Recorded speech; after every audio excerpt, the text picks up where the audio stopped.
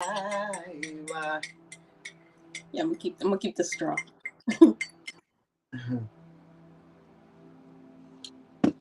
Welcome to the 1122 podcast.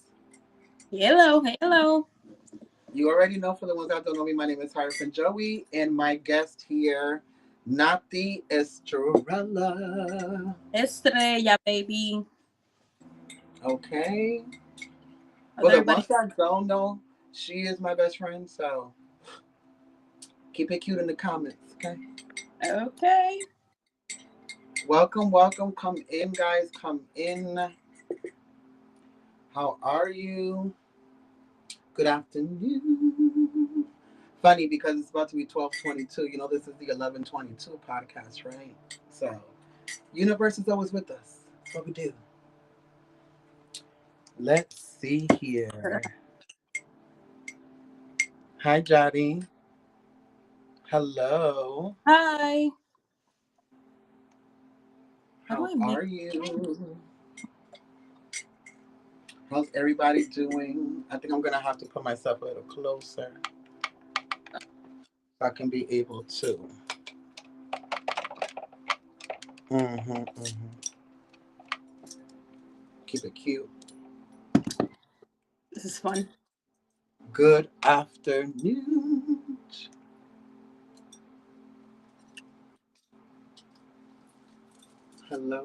Hello.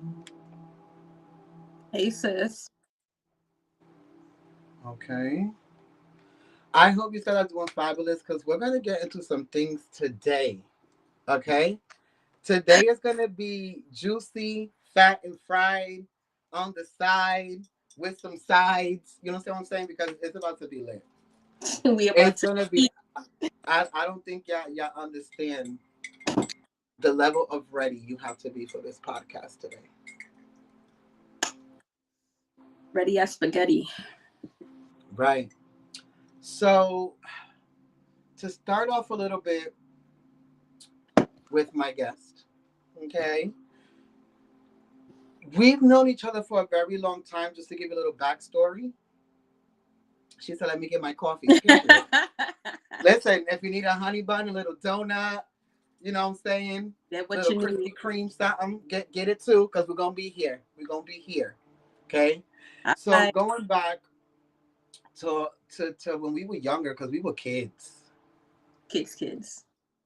like kids, rascals, rugrats, fighting, doing crazy shit. You already know how I was in the early 2000s, okay? Because if you're with us, you know, right? Um, it was very interesting because Nati and I really didn't chill like that. I think we crossed paths. We crossed paths a couple of times in our teenage years, and then it results that we fucking ended up living next to each other. Right. And then we was like, what the fuck's going on here? It's a wrap. And it was a wrap after that, right? It was really a wrap. So that's a little backstory from my perspective. Let's get into your perspective and let's go pre-ascension. Okay? Let's go into who the fuck is Nathi? Who is Nathi? Where does the story start? Where is the location? Where's the family? Where's the what happened? Let's give us a little backstory. Well, I can tell you right now, Nike is a totally different person that everybody else thinks they know. Mm. A lot of people have a very past version of me, and it's more of like not a misconception, more of a if you knew me then, that means you don't know me now. That's Like it. that. So it takes a lot to get to know the person that I am today because I'm not that I'm very guarded, but I'm more aware of who I am now. So not Mhm. everybody gets this side of me. Period. I mean, it took you long to get here. So, what are some of the things that, some of the tribulations, some of the darkest periods of your time? Because we already know that it takes darkness to want to even to ascend in the first Oh, place. absolutely. So, what were some of the things that were going on in your childhood? You don't have to comment on everything, but some of the things that were going on that kind of like provided the foundation for you to be able to even want to seek an ascension journey in the first place, because like I said, it takes darkness. So what were some of the things that were going on?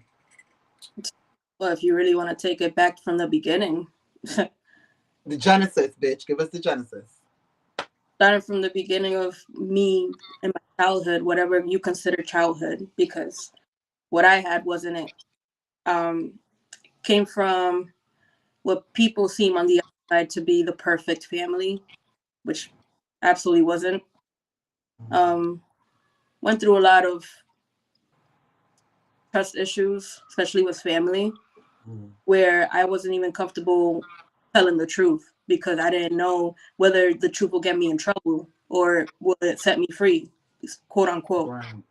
So from from when I was a child to transition into my teenage years, a lot of people don't know that one of the main reasons why I was even so like masculine and tomboyish was because of everything that I endured being a child, that a child should never have to endure at all.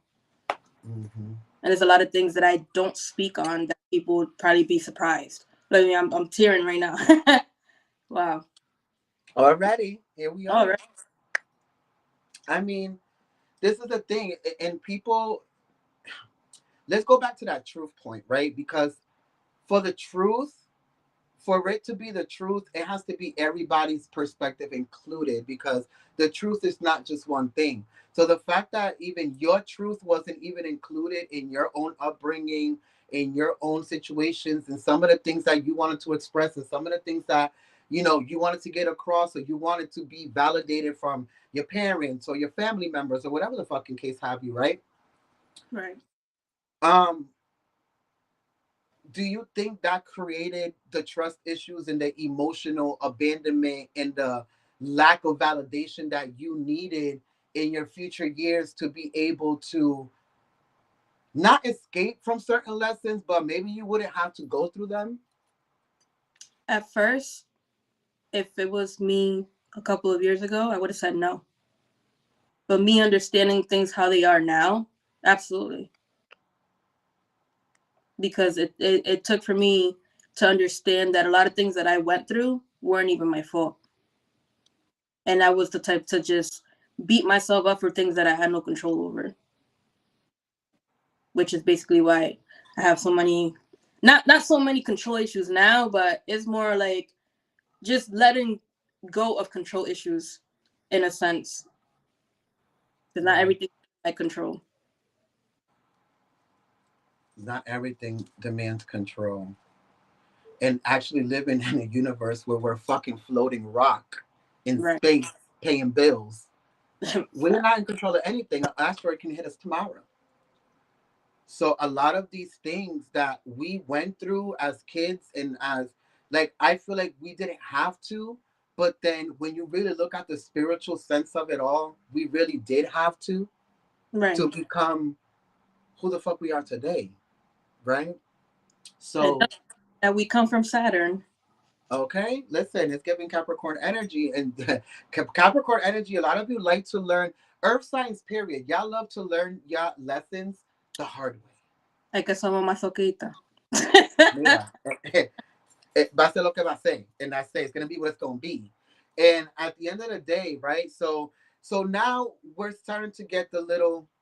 We're peeling the layers back. So we have an emotional validation issues, emotional abandonment issues. We have trust issues now. Now a bitch can even tell the fucking truth out here, Mhm. because I'm pretty sure you was enduring some type of obviously emotional abuse and other types of abuses that you felt like were um contributing to this low vibrational aspect of yourself that you had to heal. Right.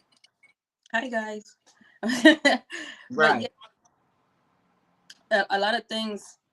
Listen, this podcast is gonna be very interesting. A lot of people are gonna find out who Nati is now compared to who Nati was before.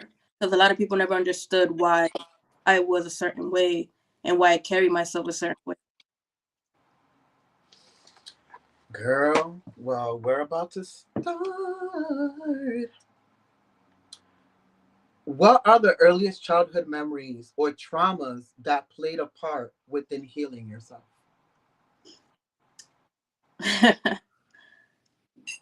My first recollective childhood memory was getting my ass whooped.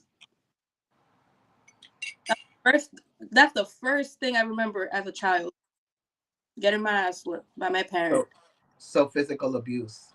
Yep. And do you, as to your recollection, do you understand or understand why, or probably with your spiritual journey and healing, have you ever come to an understanding as to why? Now, yes. May you share that with us? Because Um, I mean, overall, what I went through as a child, I don't feel like anybody should have gone through. Mhm. But me as an adult, I understand now I had to go through those things in order to me to become the parent that I am now to my children. So I Mhm. know what to protect my kids from and when to see the signs of, trauma and physical abuse and all that stuff. So I say it was like a blessing in disguise transitioning into me being a parent myself because I know I wouldn't treat my children the way that I was treated at all. Mm. So I guess what I'm trying to ask is, do you know the reason why you were being physically mistreated? Oh yeah, because the other person, another person's trauma that had nothing to do with Mhm. me. So now these are just generational curses being passed down because people are angry and don't Hmm. know how to emotionalize or express themselves or um, maturely, because that's clearly a sign of lack of emotional maturity. They basically weren't trained to be parents, Mm. and it takes a lot of strength and patience and vulnerability to be a parent that's understanding and know when your child has an issue mentally, physically, or something. Not many parents, especially for us growing up, it wasn't fair for a lot of us because we had a lot of prideful parents. Hmm. So it was more like, damn, like we got to stick to the punches physically, literally, because they don't know any better. They're only going based on what they know, what they were taught, what they saw. Interesting. I mean, I feel like a lot of people can probably relate to that, especially with the whole ego thing. And I'm the parent, and you listen to me. I pay the bills here. Your opinions and emotions don't fucking matter. And we can go down the motherfucking list. Tú eres Yeah, una mierda aquí. yeah. That's any Spanish parent's favorite line.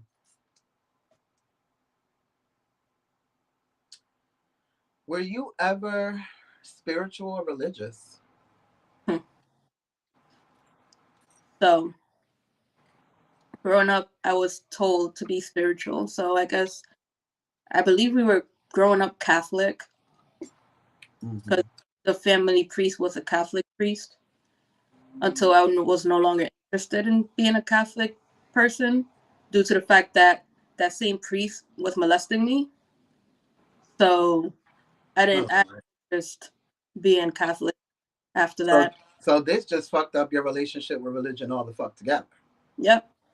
And then to find out over time that I wasn't the only family member getting molested by this priest just blew my Not mind. the only.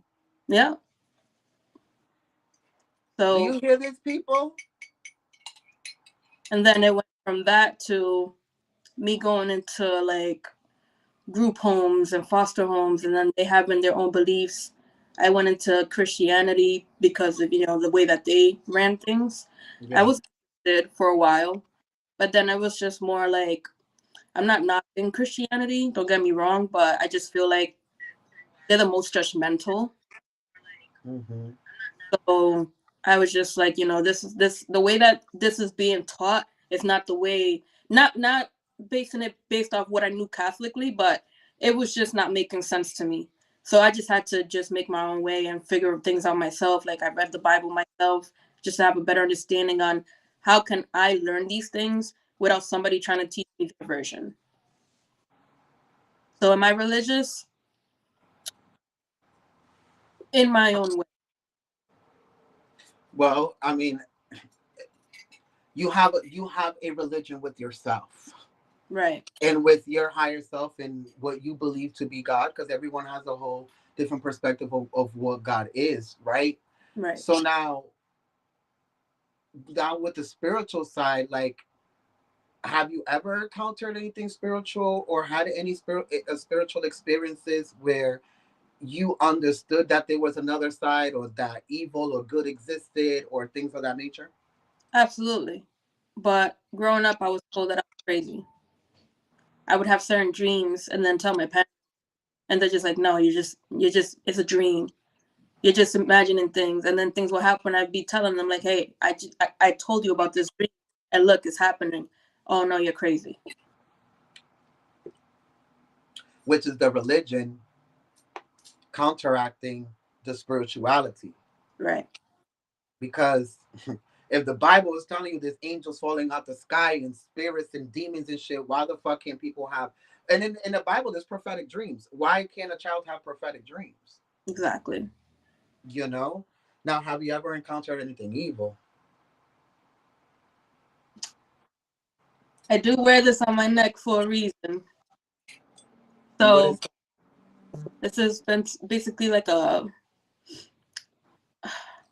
I forgot the name of it. I looked it up yesterday too, man. is there sigil or something? It's it's like a it's like a little charm that I got from a priest. Mm. So, long story short, I used to be into not into evil things, but I was always curious. Like I played with a Ouija board. I did, basic stupid stuff that you're interested for a moment, and then it don't become interesting after certain things happen. So, long story short, I went into a demonic possession for 4 days. So with those Jesus four Christ. days, I didn't remember anything. But waking up in a bathtub, dressed in white, full of herbs, looking at my family members like, "What the hell's going on?" So yeah, it was crazy. And I'm just asking everybody around me, and everybody's looking at me all scared. And I was like, "What the hell? Like, what happened? Like, I don't know what happened. You guys need to tell me what happened." They're like, "We don't even want to tell you what happened." So the scariest part for me about that experience, it was just like not knowing anything that's going on for 4 days. Like I literally just thought I took a shower and then woke up, and I was like, "Whoa, how did this happen?" It was it was It's crazy. funny. It's funny that you asked that question because that's exactly where I'm running through in my mind. Because if you really look at the pattern, you're getting physically abused, you're getting sexually abused, you're not being emotionally validated. Your self esteem is probably at an all fucking time low at this point. Okay, you're looking for external validation through Ouija boards and trying to find attention and all of. Do you feel like that's what made you like fragile to the vibration of even getting possessed in the first place? Absolutely. I felt like when that happened, I was in a very, very vulnerable state in my life. Physically, I was losing a lot of weight. I had just dropped out of high school. I was, fresh out of DCYF, not knowing where I belong. Me coming back to my hometown, it was just like a lot of things have changed. A lot of people that I used to be friends with, I could no longer be friends with. They either were in jail, dead, or fell for the system of drugs and stuff. So it was just so different for me. Like a lot of people didn't know coming back to Rhode Island, well, coming back to Providence. When I went back to Del Sesto, when you finally met me, I was in the group homes and foster homes since I was 11 years old. That's a lot of things that people don't know about me. And that's crazy because I didn't know that at that time. Yep. So when I came back and I finally ended up in Del Sesto because Central wasn't it, First Day of Hope wasn't it, I was about to get suspended the same day. Del Sesto was the school, and I just stuck to it. And even me being there, a lot of people didn't even know I was in the system, just because I was just like, nobody needs to know what I'm going through as long as I'm here and I have my friends, and they don't need to know anything. Right. That is so wild because growing up, I would have never thought that you was in foster care or that you was in a group home or none of that bullshit. Yeah, To be quite fucking honest, it goes to show how you really don't know somebody's truth unless you really, really know them, you know? absolutely. But She said, I yeah, played with that board too. Girl. listen, I don't recommend nobody to do that ever in their life because to have played with something like that, burn it, right? We physically burned it, and then to find in the same location that we found it to begin, that wasn't it. That was So not. fast, so crazy. I listen, I've never played with a Ouija board in my life. Don't. And I'm a spiritual ass person. I would never. Mm-mm. Um, I don't contact anything outside of me. All the downloads that I get and the things that I contact are all inside of me. My spiritual guides, my DNA, my ancestors, my it's all me. So for me to want to like, mm-mm, Mm-mm. no ma'am. Yes, definitely. I don't miss my aunt. She said what? I didn't miss my aunt. What she say? Yes, I miss definitely. my aunt so bad. We used it to talk to her, shaking my head. Girl, Yeah, no. and that opens the door to a lot of shit.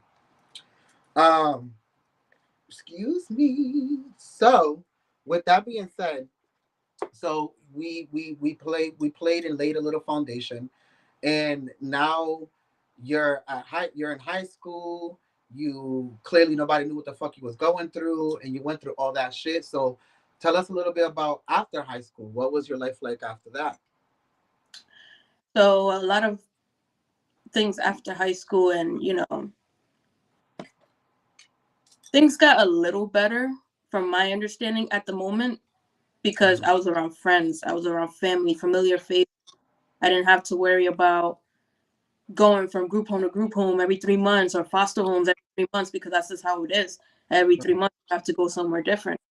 So I finally started getting more comfortable with the idea of, oh my God, I'm finally somewhere familiar. I'm finally somewhere that I know, only to realize that I didn't really resonate like that anymore with the environment.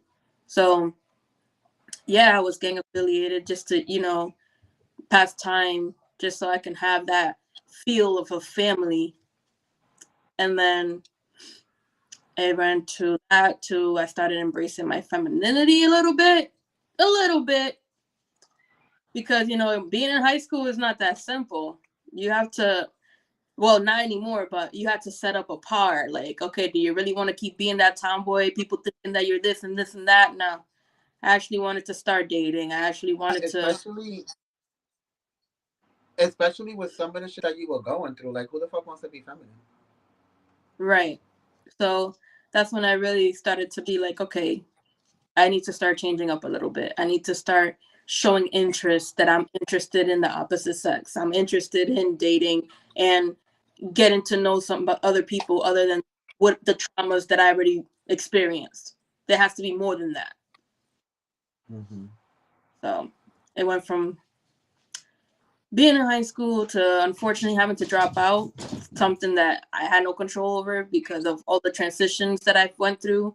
Ended up Yeah. losing my transcripts for 10th grade and stuff, which it was something that I couldn't control, something that they couldn't control. They just lost the transcripts, but I was not going to be anybody's guinea pig. I wasn't going to do no 2 years in 12th grade. I'm sorry. I'd rather get my GED and go and move about my business. That's exactly what I did. But before I did that, I did meet my kid's father. He actually was around when that whole possession thing happened. We weren't even together yet when that happened. So it was it was really interesting that he even stuck around for that. So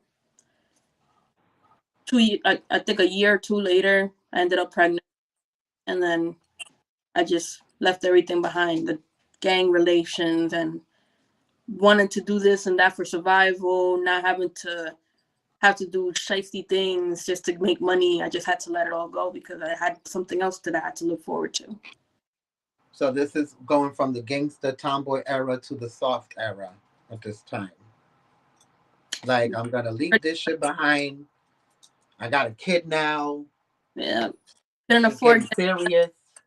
so Hmm, interesting. So, all right. So we're in your mid 20s now, my mid. and what happened?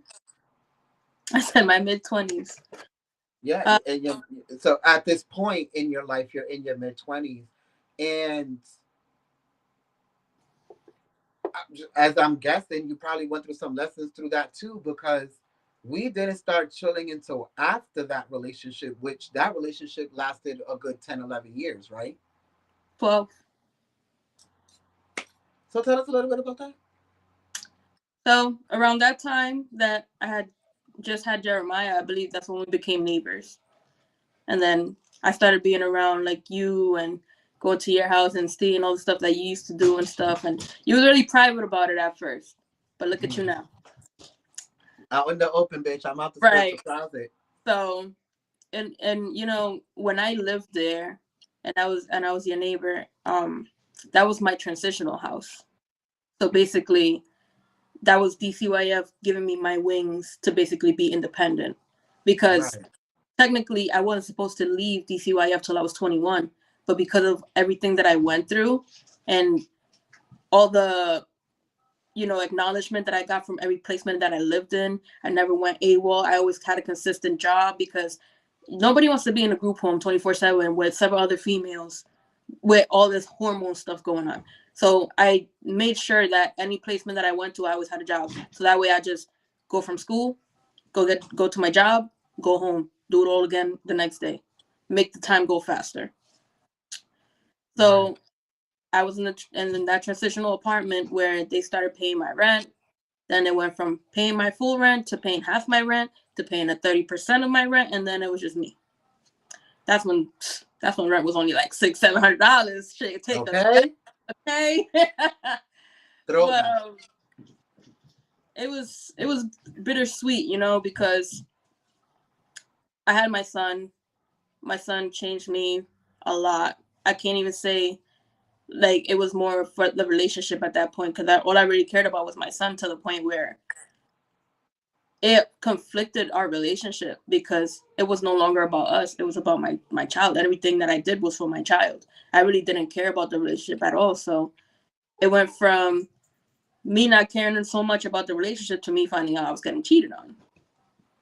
Well, I mean, you didn't give a fuck about the relationship, so. Right. So Now that that, we're looking back. yeah. So it was just like, not that I deserved it or anything because nobody deserves to get cheated on. Right. But if you can't be understanding enough that PTSD is real Right. and that not every parent, every mom is gonna be in their right state of mind. They're always gonna be about their kid first. You're not gonna get dressed every single day. You're not gonna look pretty every single day. You're not gonna do all these things that made that person attracted to you to begin with. So the fact that that person couldn't understand that, it was just like, okay, so what are we doing at this point? So for a good 2 years, we stuck it out to figure out, are we still gonna keep going with this? I already found out you cheated on me one time that I knew of. So then 2013 came, and I found out that he was cheating on me again. So I was like, okay, you know what? I'm not doing this. I was Wait, like, because is this where the whole Steve Harvey shit is happening? no, no, no, no, Okay, because we're gonna get there. We're gonna get there. no, Okay. no, no. That's way after that. Way after that. So Damn. Oh yeah, because y'all been together for 12 years. Well, y'all was together for 12 years, so. yeah, so 2013, I broke it off Mm. completely. Left. Um, I struggled for a while because that was the first time I became homeless because I'd rather be homeless than be with somebody that's gonna not treat me right and not put me and my kid first. It Right, would be and have to depend on them to be able to survive and all this other shit. right. So it was just something that I had to do for me. Like I'm gonna make I've had that ability to have that have that inner inspiration to let me know and assure me every single day, like, I'm gonna make sure we pull through this. Me and my child are gonna pull through this. If nobody else wants to be on our corner, that's fine, but we're gonna pull through this. I lived with my mother, I lived with my aunt. Shoot, I lived with my sister for a little. I went through a lot that 1 year, but then my birthday came around and took a trip to Florida. It was me, my brother, and my sister-in-law. So, ta da da da, get to check yeah with a ring because they didn't want me to be a girlfriend, quote unquote, and they worked on themselves and all that. So, at first, obviously he did the work. I took him back with an engagement ring if it fit, because that's what it was. Either the ring fits or not. We're gonna Okay. make me that well. So the ring fit. So I came back from Florida being a whole fiance. Only for that, only for that to basically shatter the same week that we came back because I found out that he was still basically in communication with the same person that I caught him cheating on me with. So it was like, Oh Lord. so we went through another transition of where, all right, if we're gonna do this, we're gonna do this right. At that, I was living with my father-in-law and his wife. I was living with them. He was living in his own place. I'm like, if we're gonna make something work, we're gonna make it work the right way. We're not gonna go right back into it like nothing ever happened. Like, we're gonna do this right. It got to the point where, things got physical once, twice, because I was getting my get back. I'm sorry. But wait, because now the PTSD from your childhood's coming out. Right. So it was like, me being, So it's survival mode, bitch. yeah. So it was like, me being vulnerable to a one person, for you to give me a child, for you to cheat on me and mistreat me and all that stuff, and then you think I'm just gonna let you slide? Nah, you're not gonna Mm-mm. physically do something to me, and I'm not gonna get it back. Like, that's all I knew before I met you. You should knew who you already knew who I was before you met me, basically. So Right. for me to tap back into that energy was a major setback for me because it's like, you were supposed to be like the reason why I left all that, besides me getting pregnant, besides me getting involved with you to begin with. Like, that was my escape route, being with somebody that's gonna get that side out of me and not go back to it. So it got bad for like a couple of months because we worked hard to get back to normal, well, our type of normal, Mm-hmm. and things did get better. And then we finally got a place. We finally got back on our feet, and then that's when a lot of stuff happened between siblings, and I literally, it got to the point where I literally had to stop talking to one of my siblings for like a good 5-6 years. That's crazy. And throughout those years, it was like, I always felt like I had a piece missing because nobody wants to go that long not talking to their sibling. And then prior to that, being in the group homes and stuff, you don't really get to see your siblings either. Like, I didn't reunite with my brother. So I saw him one time on a July 4th, and I saw him running right in front of the mall while I was with the people that I lived with in the group home. And then I saw my brother, and I started instantly crying because I'm like, oh my God, I haven't seen my brother in so long. Look at him. He had an afro. It was like, it's too cute. So then that's when his foster mom got involved, and she started calling DCYF to find out where was I placed.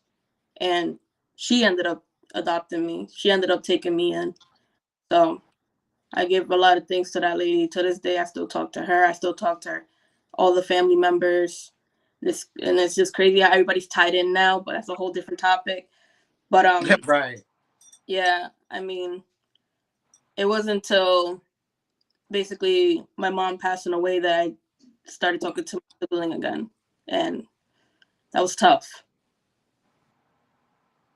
I bet. I mean, I know that you're still struggling with that now. Yeah, So it's tough as fuck. I know losing people is a tough situation. It's touchy subject. That needs to be a whole podcast episode in itself. right. But there's a whole bunch of shit for that. But so obviously this sets up the stage for ascension. So Oh when the yeah. fuck did you start ascending? Because I mean, we clearly went through all the motherfucking traumas and all the shit that was going on. And I mean, So at that time, I'm not gonna lie, I went through all that with people, but what people don't know, well, a lot of people that know, that see me go through those transitions, but I ended up doing a lot of good things as far as, like career wise. Like I joined into the program called Year Up. I got into that educational system where I got into Fortune 500 companies. I interned at Brown University.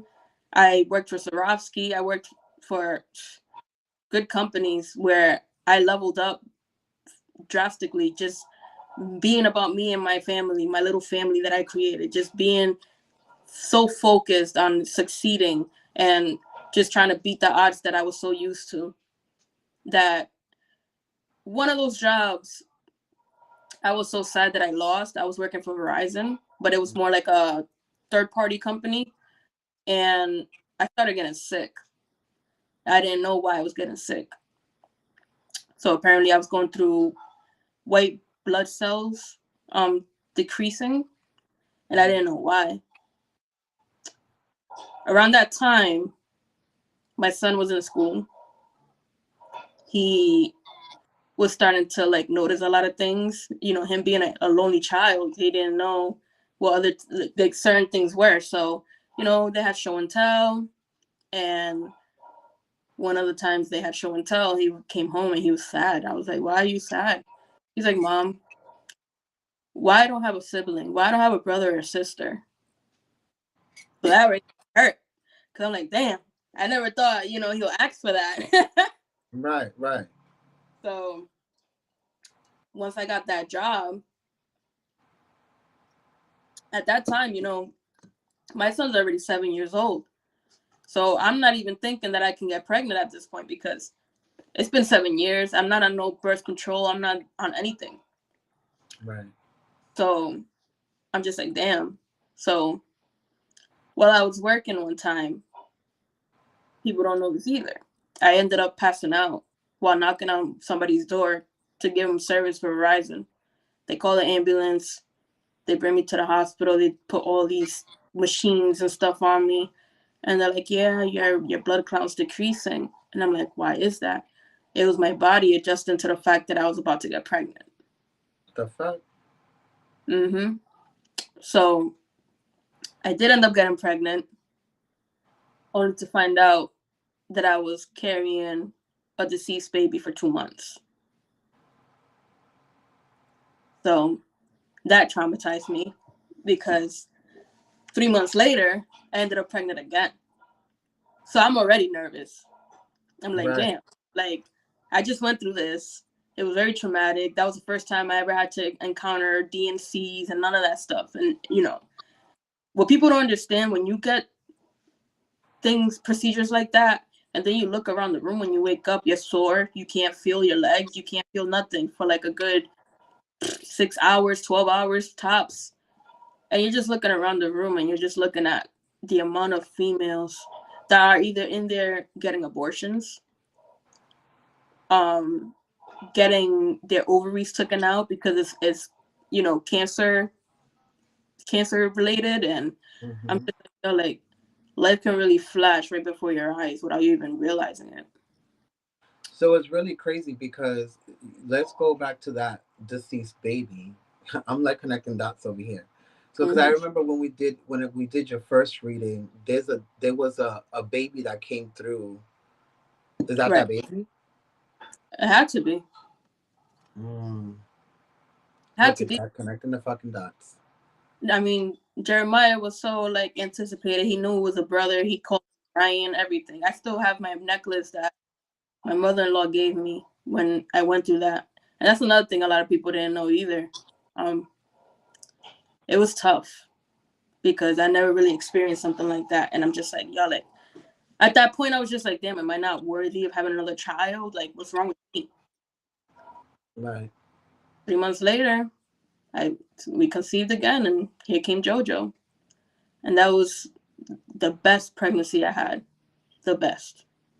I know that's I, true. eating clean. I was in a good state of mind. I had just started my braiding business because a lot of people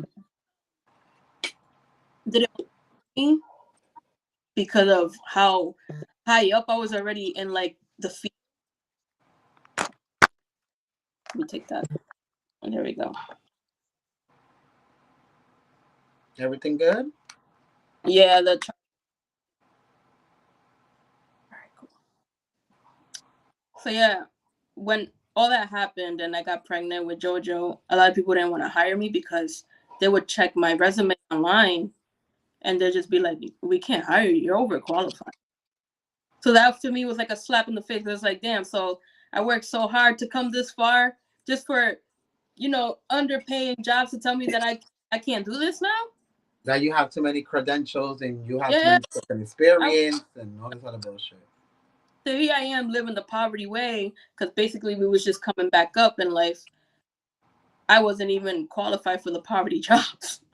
So I Which was is just kind of crazy because the counteract to that would be like when people go to college and then they're trying to get these jobs and they can't get it because they don't have experience. Like right. that shit is so weird how that happens.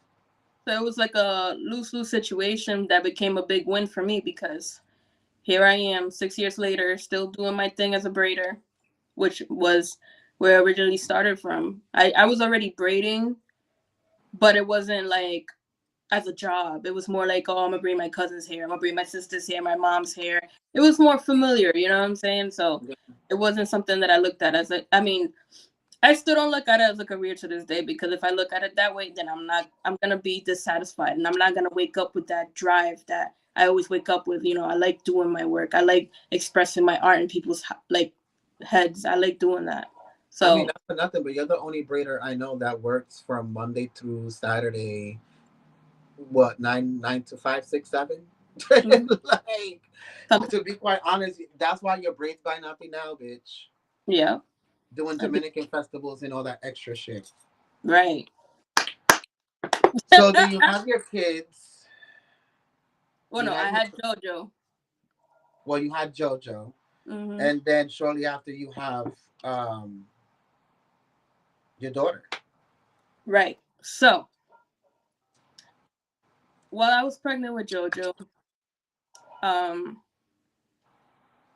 I was back and forth with the relationship I had with my mom due to the fact that I wasn't talking to my sibling, and it was just a battle because my mom, she was just more adamant of us getting along, and typical parent stuff. They just like that's your sibling, you can't be like that. And I'm just very practical at that moment because I'm like, okay, like I'm pregnant, I don't need none of this right now. I don't even care about it right now. So Right. we had a very rocky relationship, and then 16 months later, I end up with the flu. I ended up with the flu. Yeah, the flu came with a pregnancy. So now you're having a Irish twin. Yep. So I was just like, y'all know I was here 7 months ago, right? Like, yeah, I just gave birth to this little guy 7 months ago. Yeah, I was just here. So, um, it was bittersweet because I already knew in the top of my mind, like, okay, I already know this has to be my last child because my mom had 3 kids. Like, the perfect amount of kids is 3 kids to me. So that's when I finally decided to reach out to my mom to let her know, hey, I'm pregnant again, and this might be your granddaughter. Like you always say, my last one's gonna be your granddaughter. Couple months pass by. I go in for my ultrasound. This was May 24th. I'm getting an ultrasound, and the lady's like, let me do something really quick. This is a new machine. Let me experiment really real quick. Not that I can tell you if you're gonna know the gender, but we might not be so sure. It's a new machine. Let's just try it out. It was a girl. My mom would be the type that she'll literally like call me every single day. I waited for her to call me. The call that I got the next day was not the call that I expected. And my mom passed away. That's wild because it goes into that statement of one life ends, one life ends for another one to begin. Right. And then it's funny how she was the one that was like, "Oh, that's a girl." Right. Everything just fell. Jesus Christ. All right, here we go. I had to get one of these. Okay, we have to reach over the Kleenex. Right. Yeah, you do lose somebody to gain somebody. That's exactly what it is. So then at that point, that's when I got a call from my sibling, and I didn't want to talk. I was just like, nah.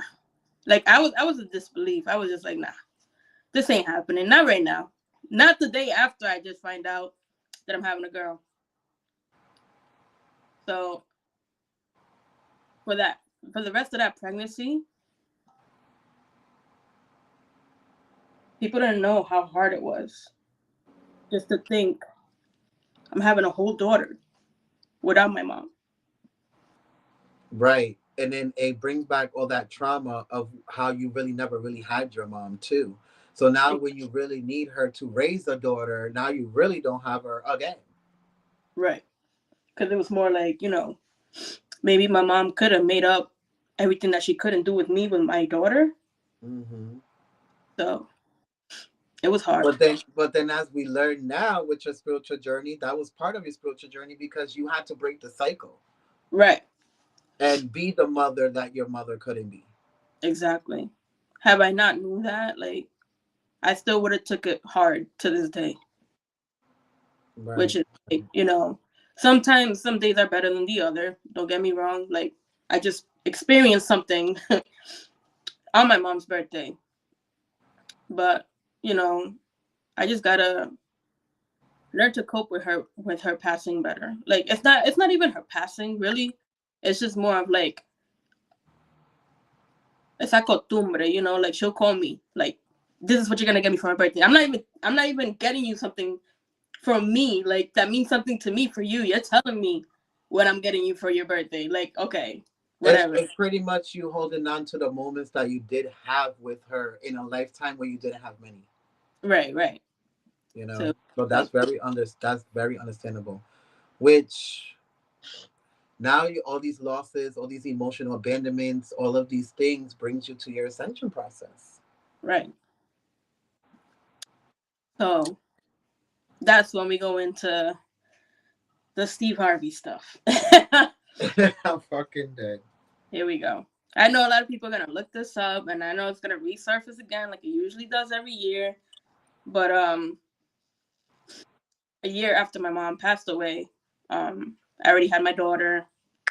Ended up in the Steve Harvey show, my kid's father. Um, we had a whole wedding paid for, cruise, all kinds of good stuff. Right. I had just, became close again with my siblings, and everything was going great until it wasn't again. So I was just like, here goes another lesson. Um, I pretty much had to come to terms with, this is the point where you got to understand who you're really about to marry. Like, do you really want to keep going through stuff like this? I don't think you do. So I feel like everything that happened, that transpired from the Steve Harvey appearance to when we finally broke things off, was more of like, do not do the same mistake your mother did, Right.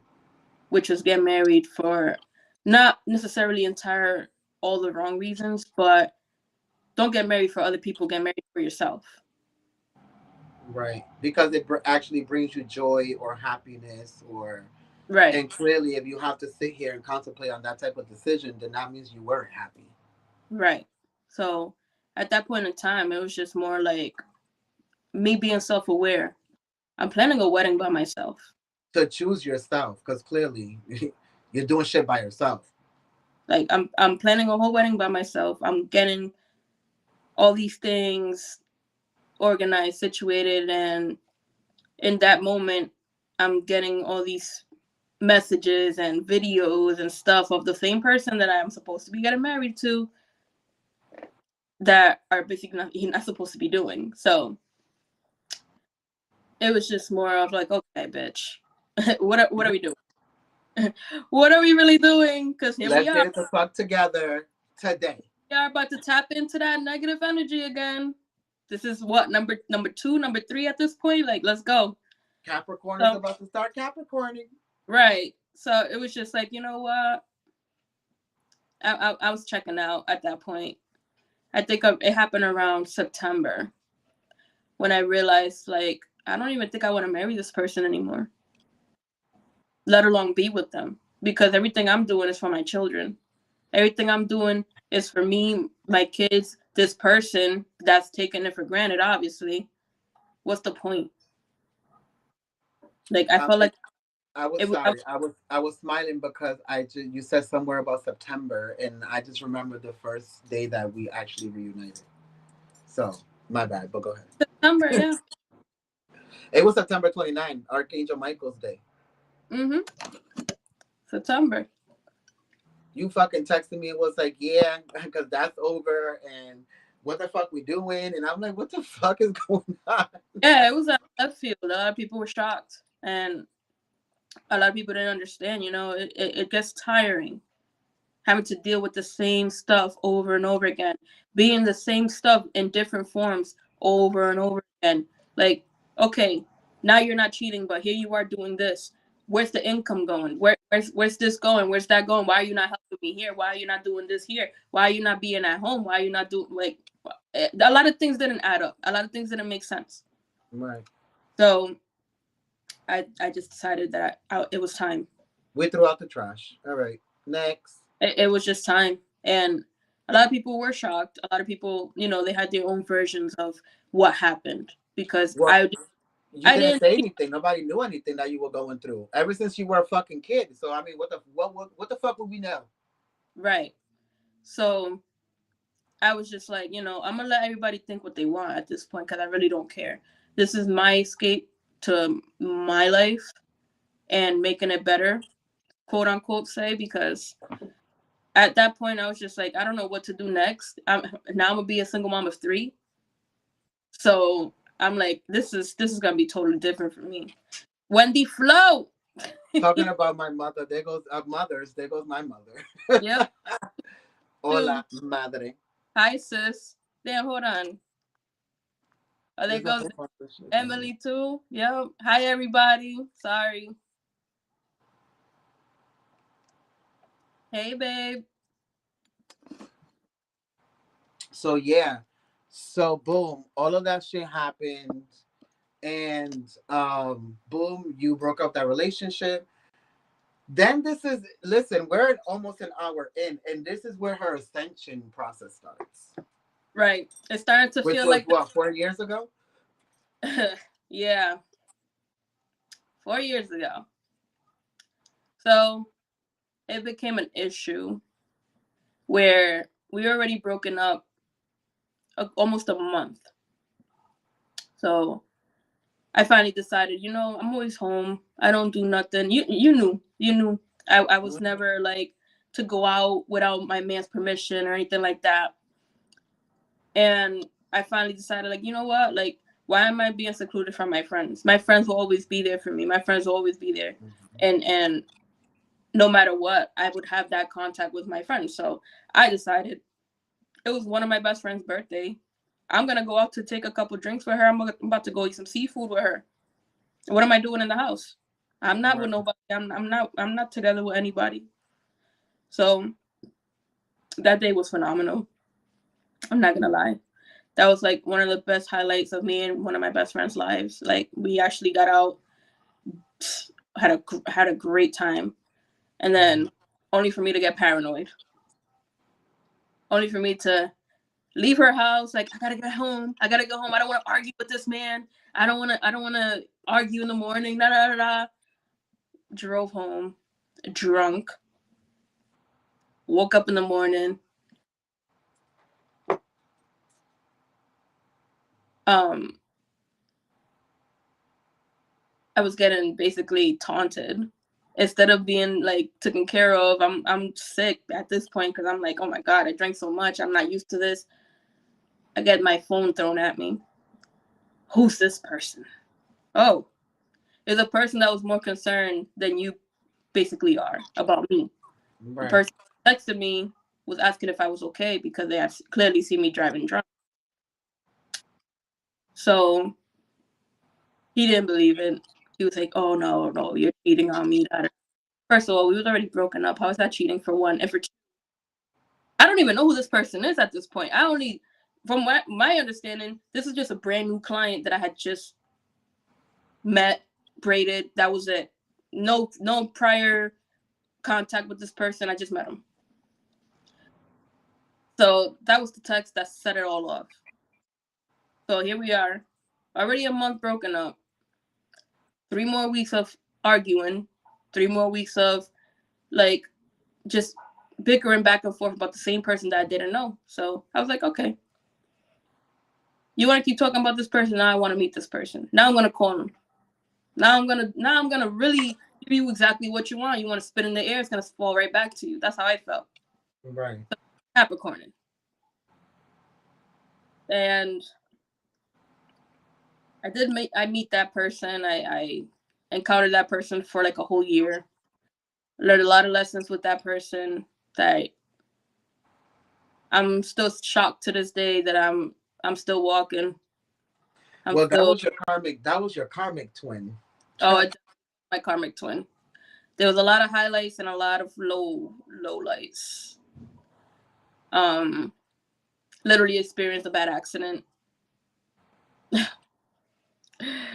Literally ended up pregnant. I wasn't supposed to be pregnant. I have my tubes tied. Um Saw this person get shot at and I come out my car with a fucking crowbar to come for his defense. Which is funny because that whole pregnancy thing, I remember that because I'm the one that told her she was pregnant. I Mm-hmm. was like, "You're pregnant." She's like, "I can't fucking get pregnant." I said, "Bitch, you're fucking pregnant." Yeah. I said, "The cards don't lie. You're pregnant." Right. And We got this bitch got tentacles because her shits grew back. I don't know what the fuck happened. Okay, hormones made her shit grow back. The bitch gets pregnant and then take it away, sis. yeah. So even actually that same day that I got the DNC performed, that's the first time that I started meditating. The first time that I was like, okay, everything that I've done has not worked. Let me try something that it might work. First day I meditated. It was like 1 o'clock in the morning. My phone's getting blown up. I'm like, why is this happening right now? I'm trying to meditate. Like, this is new to me. Let me be in my zen. I'm over here on heavy drugs because I'm over here recovering. Then eventually I gave in. I looked at all the text messages I was receiving, and then I was just like, okay, let me go to this person's rescue. Um, I go to the location that he was at. He apparently was dealing with an ex that ended up totaling one of his vehicles. As soon as I pulled up, I know this ex. We already had like a history, not necessarily a bad one. Like we went to school together, and they used to like. She used to get picked on. I used to look out for her. Um, and it just transpired that she was ex with the same person I was messing around with. So I get there and off rip. As soon as she sees my face, oh my God, I can't believe you called Natty to your rescue. I'm looking at her like, listen, sweetheart, I am not here for this. You're clearly drunk. I don't take advantage of people, so we're just gonna leave it there. Right, I'm not gonna stomp on you, bitch. Right. We're not doing this. Not at this moment. So Right. I get there. I'm listening to what he has to say. At this point, I'm just so fed up, and I'm looking at myself like, why am I here? Like, why is my dumb ass here at this point? Because I did not have to leave my sanctuary to come to this. So here he is arguing with his sister, um, arguing back and forth. His brother and his kid's mother end up showing up because he had AAA, so they can get the car AAA back to their house. Then the ex's sister pulls up, which is her twin. She ends up pulling up. We have a decent conversation because, there was never back. And it got to the point where things escalated very quickly. And he proceeded to go into the sister's car that just pulled up and try to basically like drive off with that vehicle. And then the ex-girlfriend hops in the back seat, starts swinging on him. And I'm just looking at it like, I am not about to let a guy hit a female in front of me. And I definitely don't want him to be put in that situation. So I did what I had to do at that moment. I unfortunately beat up two people, the twins. I don't feel good or bad about the situation, but I do regret fighting one of them because she really didn't deserve it. And I can say that. I'm an adult. I can say that. But it was more of like a self-realization. Like, here I am recovering from a pregnancy from the same person that's here hanging out with an ex that just totaled his car. I'm sober, basically, like sober, and like I'm not drinking, I'm not high besides the medication that I was on. I'm just like, why the fuck am I here? Why the fuck is this happening? So that was like my biggest why of my ascension. Like, why do I keep going through this repetition of the same bullshit with different people with the same intentions? Well, because you kept trying to give the same archetype in people what you weren't given, which was loyalty, the benefit of the doubt, being emotionally there. But the lesson was really much learning how to give it to yourself. That part. So I did deal with that person for a good year. And then after that year was over, it was just like I made a vow to myself, like, you either need to work on yourself and learn how to heal certain things about yourself that you need to stop attracting these kind of people, or just don't date. So I Right. did. I Which is did really fucking crazy because that whole time I'm there. Like we're chilling, we're mm-hmm. hanging out. So a lot of the things that she's talking about, she already knew. Because the first thing that she did with her ascension was get a reading. And all that was the longest reading I think I've ever done. It was like 3 decks later, and the reading was like 2 hours long. Yeah. So all of these things that she's talking about, we already knew that were gonna happen. The getting pregnant, this toxic person coming in, being a fucking stalker, going back and forth with baby mothers and doing this crazy shit. All this shit we already fucking knew. So at Right. some point with the friendship on my side, especially me going through my own ascension and things I have to get rid of, I told her, I was like, if this is what we're gonna keep going through, you're not calling me no more. Like I hang up, bye, gotta go. So there Wait, were a lot of things that were going on. the missing eyelash. That yeah, when you called me that day on FaceTime, you're like, bitch, I just got into this fight with the twins, and I'm like, bitch, the fact that you're missing an eyelash at 2 a.m., like, what is going on? Missing an eyelash. Missing two fingernails. I literally just got a full set of long nails at that. Trying to get into my girliness, making myself feel better about myself. I beat two. I was like, all this over a nigga with toxic dick, pretty much, and no personality. Because even when that first started happening, I was like, yeah, you should get out there. But then when I met the person, I was like, mm-mm. I didn't like the person. Mm, So we're not gonna go there.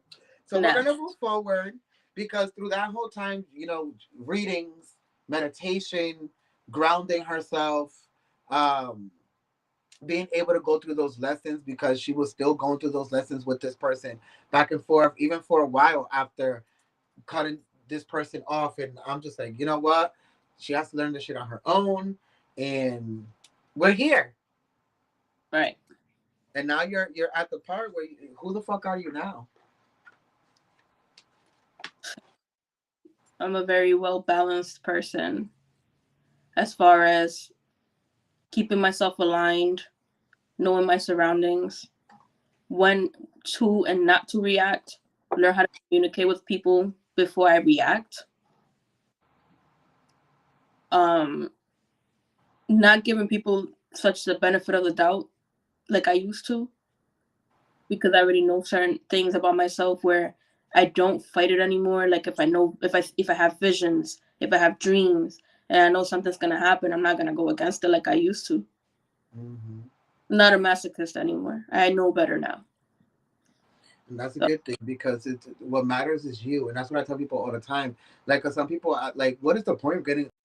The point of getting a reading is being to put up a mirror to yourself and your higher self telling you what the fuck is wrong.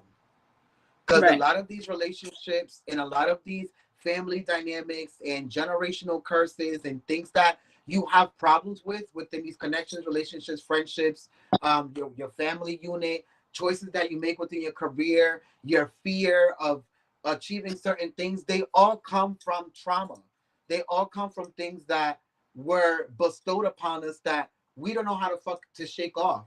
So being able to get in contact with your higher self or God or your ancestors or your spiritual guides and all of these things brings you to this place of being able to awaken yourself to the fact that you are in control, exactly.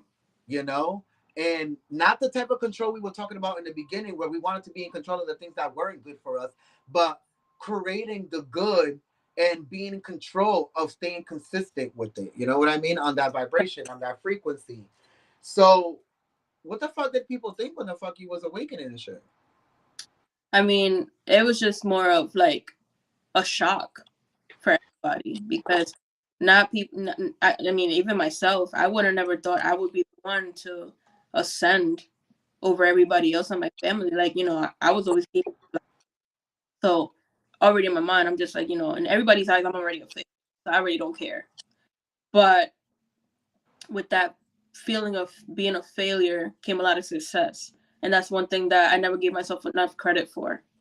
Only because I had to realize, I did not need the validation. It took me a very long time to understand that. I always had a hard time feeling validated, especially with family.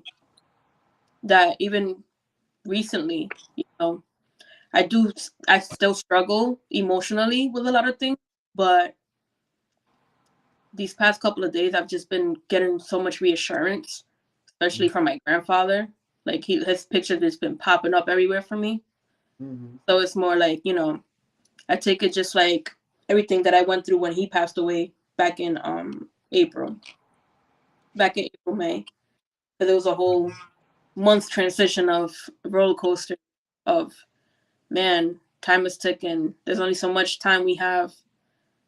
And Well, that's another thing that spirit predicted. So you won't go back into that emotional darkness too. right. And it was just more like, I'm currently going through something right now, material wise, but it's more like this is just another lesson for me as far as like knowing that my ancestors are always going to be there for me and everything's always going to be resolved. And it just like a lot of these validations and all that stuff, it did stem from my family because even when my grandfather was passing away, I learned a lot that I was just being naive to. Like, for example, while my grandfather was passing away, we're in the hospital. I haven't seen family members in so long that I gotta admit I forgot about. I'm just there with a whole bunch of family, and it's just like bittersweet because you love to see family, you want that you know gathering, but it's just not the moment for it. You shouldn't have to gather over a death.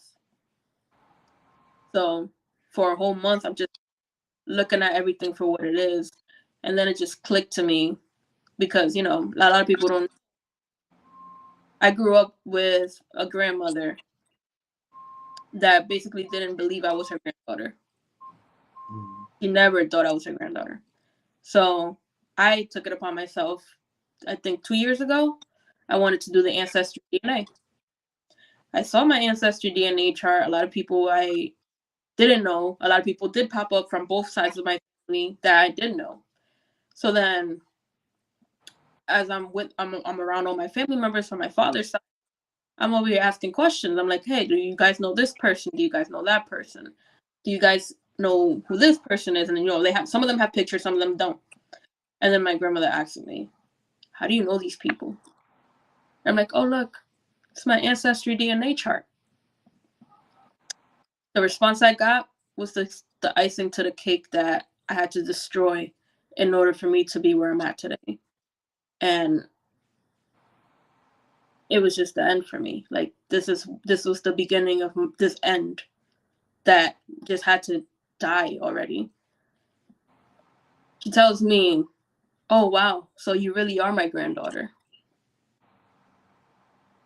So all the trauma, all the stuff that I told you I went through, nothing mattered because you really thought I wasn't your granddaughter. So now here we are. And just by her saying that, oh yeah, you really was my granddaughter, what she thinks it was just kind of like, Right. So after my grandfather died, everything just like came into perspective. A lot of family members used me, didn't treat me right. Just, one of those things where you're that person that they'll call yeah, if you need something, if you're a necessity to their life. So I decided I wanted to cut everybody off. Anybody that made me feel that type of way, I needed to get rid of them. It didn't matter how much it hurt. It didn't matter of the longevity. It didn't matter family or not. It just I just felt like it was just the burden that I needed to get rid of. right. So it made me realize, how much I really didn't value myself only because I didn't know how to value myself and I was never taught. So What brings it back to the beginning? The yeah, physical abuse, the emotional invalidations, the emotional abandonment, all of those things. It's like I said in the beginning, they were working you up to have this healing and break these curses. Because I'm pretty sure there's still people that are going through the same shit you went through a couple years ago in your right. family. So it just made more sense to me because a lot of times growing up I did beat myself up and I used to be very hard on my mom because I was just like, why are you why are you so gullible? Why are you this? Why are you that? My mom didn't have nobody. Truthfully told, she really didn't have nobody. She was just out here with my father. That's all she knew. My father and his family. She was manipulated. That's bad. So I'm like, wow. So all this time I'm blaming my mom. It wasn't even my mom. And she's going through her own traumas and her own lessons and shit of that. And that's why once we start to ascend, we start to realize that we're blaming people when in reality we can't. Right. So it's just like after that, we had my grandfather's funeral. I literally talked to my siblings and I was like, listen, we're going to be respectful. We already have an image with these people. We're going to walk in, pay our respects, and we're going to walk right the hell out. As That's you should. That's all we need to do. That's all we need to do, and that's it. Let bygones be bygones. We don't need to hear no apologies from anybody. We don't need to hear anything from anyone feeling bad. No, nothing. The family came and the family left. That's it. You guys want to have your own time? That's fine. But we're not going to get blamed for any arguments. We're not going to get blamed for any situation that happens during that funeral. We're not going to be the blame for anything anymore. Everything was about my mom. Everything that happened in this family was about my mom. My mom this, my mom that. My mom isn't here. Now it's her kids. You're not gonna blame her kids. Right. So I did have like a dream after like my grandfather did pass away and everything was all said and done where it was just like, it gave me that reassurance of like now I know. Because my grandfather never treated me any different from anybody. He always treated me with love. He named me. He gave me my name. He's the creator of who I am. But it's just more of like, there were certain things that he just didn't know about because even him, I just feel like my grandmother had such a control on him that it was just like it's okay. Like you didn't know. Right. And all the manipulation and shit that was going on. Right. So me leaving not only my grandmother behind, I left one of my aunts behind, a couple cousins. I just feel like a lot of these people weren't beneficial to me at all. For what reason? What have they done in my life that was so significant to keep them around? Besides needing me for something.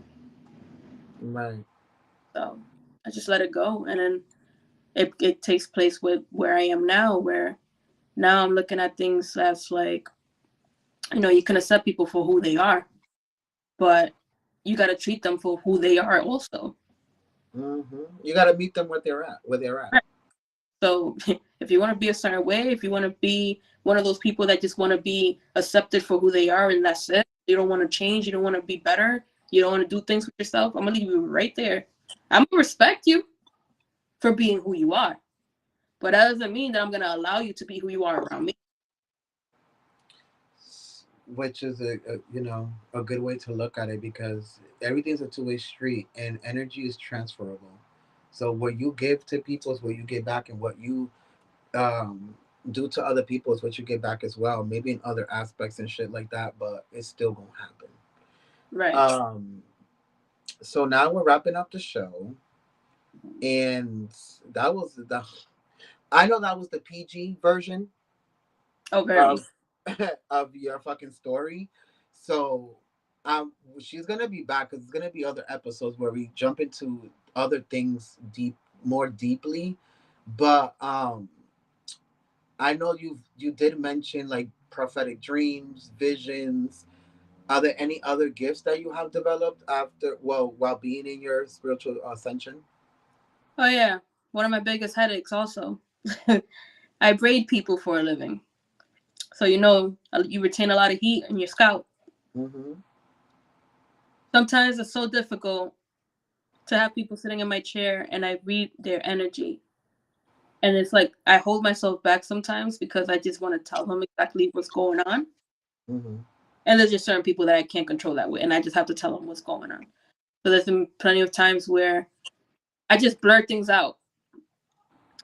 Like as an example, I told one of my clients, I'm like, is your girlfriend sick right now?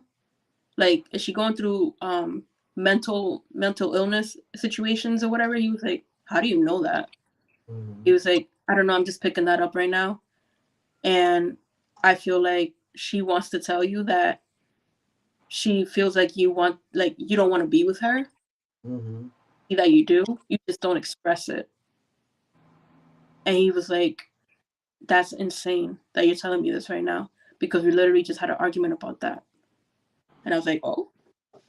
And for the people that are watching, for you to understand how that would work, which once again, in that first reading, I told her you're gonna ascend and you're gonna have your own gifts and you're gonna help certain people, and you need to understand how spiritual things work. Energy, like I said, is transferable. It cannot be destroyed, but it can be transferred. And what people don't understand is that she's a braider. So when she's braiding, she's at the crown chakra. Mm-hmm. And all the energy that's going into that person's auric field, or the downloads that they're receiving, or the things that they're thinking about, she can pick up on because she's the one touching them. Right. So I mean, pretty cool to me, but I wouldn't want to be braiding somebody and fucking just picking shit up either. So Yeah, because a lot of people's energies be so draining. I just be like, I don't want to. Let me block it off. Let me let me add some more jam. for real, or there be times where your ass will braid somebody up and I'm fucking tired or take a nap. Yeah, seriously, there's been a lot of that, and there's been a couple clients that I've also like, while I braid them, I warn them. For some reason, like some do listen, some do end up going to jail. Like I tell them, and then I get the phone call from this is a collect call from the ACI. Like, okay, they Which did is not just get this conversation. which is so funny because I just had a full circle moment where you went from all this gangster shit and stealing cars and fucking being a tomboy and gang related shit, and Right, now the people that you're healing are people that are going to jail. right. So it's just like Full circle. it's crazy. I love it. So wrapping up the show, I always have three questions that I ask my guests, And the three questions. The first one, are you ready? Right? What do you believe God is? Me. I am. Period.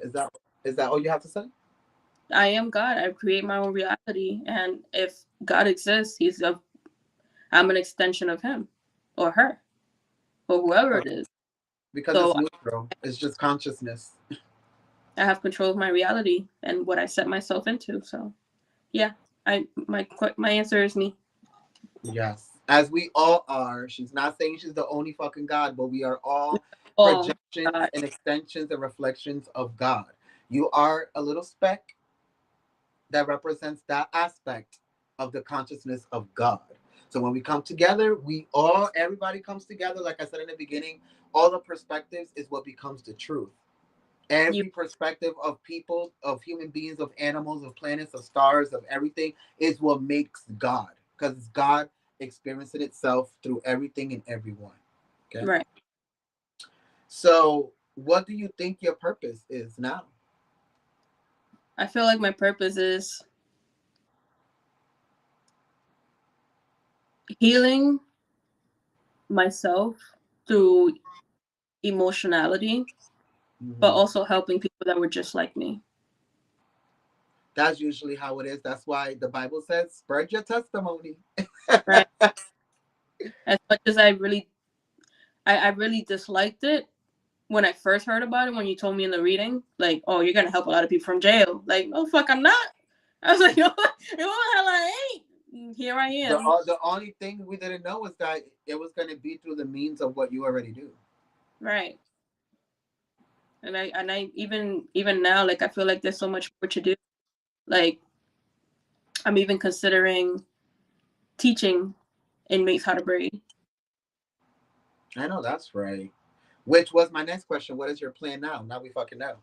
There you go. You And what know, advice do you give someone who wants to start a spiritual journey but afraid because of social constructs, religion, and so on? my only and my biggest advice is, what do you have to lose? I like that. What do you have to lose? What you're already doing isn't working. So what do you have to lose? Nobody can tell Then, you yes. Nobody can tell you no. Who's holding right. you? Then to try something new and see what results you get, right? Right. You're already uncomfortable. What do you have to lose? Right. And that's basically where I was at in life. I'm like, let's do this reading. Something that I said I never would do. What do I have to lose? What else? What else is Which is there? another full circle because of the bad experience you had with Ouija boards and religion and all Right. this crazy shit. So I would understand why you wouldn't want a reading. But here we are 4 years later. She's a whole new bitch. She is a braiding healer, a braider healer. And she is helping people staying out of fucking jail and turning around their motherfucking lives. Right. And like she said, she's gonna start working on helping inmates learn how to braid and all of that. So where can people follow your work? You can follow me on Facebook and Instagram, Race by Nati. I'm also an upcoming tattoo artist. You can follow me at Tattoo Me Nati. It's both the same on Facebook and Instagram. I do have Snapchat for Brace by Nati also, but majority of my work I do post on Instagram. Then it gets transferred over to my Facebook. You can follow me there, and I would definitely do my best to get back at everyone because doing two things at once and being a person on their own and a parent, not all easy. It's not all peaches and cream, but I get it done. So Right, and both children being autistic. right, Okay, because that's hard enough. One is enough. right. But thank you so much for allowing your energy to be seen on the 1122 podcast. I hope Or that you enjoyed your experience, and I hope everyone else enjoyed the experience and learned from it. And I guess we'll see you next time. We don't know who's going to be on next time, but if you do want to catch the new moon reading in Sagittarius, that will be tonight live. Okay, on Patreon. So go to patreon.com/the-joey and you can go follow me over there for your little new moon reading. yeah, and without let's close this out the right way. You being my best friend and not only being my mentor with this whole ascension stuff. I'll give you your flowers too, because a lot of this couldn't have been done without you coming back into my reality and almost giving up on me. Listen, I'm human too. Listen, I have my fucking limits. Flowers too, because not every person, not every person can handle Hierophant Joey. People can handle Joey, but not everybody can handle Hierophant Joey. Listen, because it's the truth, and that's what I tell people when I read. I'm telling you the fucking truth, and if you're not ready for that, you're not ready for ascension. Because no matter what, you're gonna go against the grains with a lot of things that's being said, and it's like you can't go against the grain. It happens, and it's right in your face. Like, okay, so now what are you gonna? And like you said, you have nothing to lose, so you have nothing to fucking do but change and try new things. Be explorative. God made a whole motherfucking universe, multiverse, and an omniverse for us to experience and learn new things. Is the age of Aquarius. We should be learning. You have a computer in your hand 24/7. What are Right, you doing? The things that you're reading, the things that you're watching, the people that you're around, the relationships, the shows that you're viewing, like all of these things, they're all light and they are all information. And remember that you are light. So we love you and thank you for tuning in. And we'll see you on the 11/22 the next time, because I will announce who will be the next guest. And who knows, we'll probably do a part two with nothing, because we still got some shit to talk about. right. So There is a we lot of love shit you.